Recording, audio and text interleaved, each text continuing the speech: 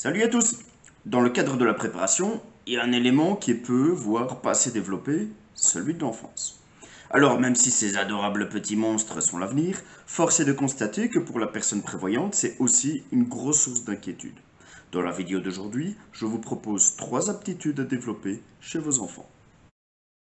C'est la vidéo 145, et c'est la deuxième fois que je parle des enfants de façon plus spécifique. Et c'est la deuxième fois où je mets la sphère matérielle copieusement de côté. Tout comme les adultes, le matériel, c'est avant tout après les compétences et le savoir-être. Et puis, particularité, un enfant s'agrandit vite. Et une part importante du matériel que vous allez pouvoir acquérir, il risque de se trouver très rapidement inapproprié. Si vous avez un peu de temps et d'argent, visez les compétences, c'est beaucoup plus rentable.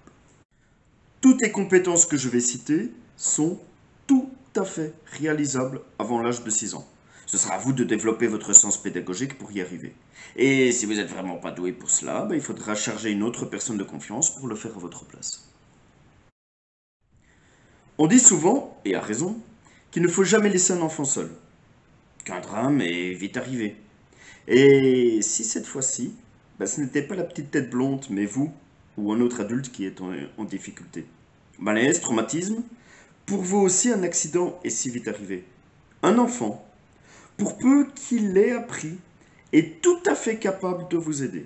À 3 ans, si vous avez une corpulence normale, ils sont même capables de vous mettre en position latérale de sécurité. Il ne faut pas uniquement connaître les gestes salvateurs, mais aussi connaître le numéro 112, savoir utiliser un GSM, savoir expliquer une situation, même très basiquement, et être capable de donner son adresse.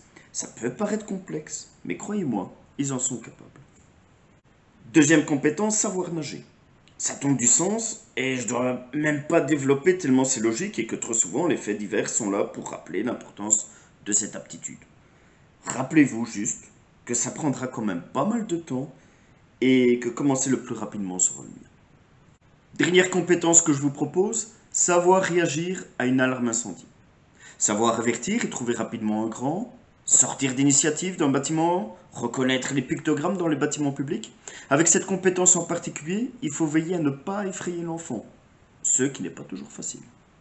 Le jeu, comme déjà cité dans la première vidéo, est l'élément clé pour un apprentissage rapide et dans de bonnes conditions à mon humble avis. Simulez d'abord toutes ces situations sur des poupées ou des Playmobil, montrez le comportement adapté via ces figures. Et puis, progressivement, intégrer dans le jeu des personnes proches, des lieux réels, une fois seulement, quand l'enfant aura saisi la normalité du scénario. Voilà, j'en ai déjà fini. Encore une fois, tout cela est possible, même très jeune. Ne sous-estimez pas les enfants, ils sont pleins de potentiel.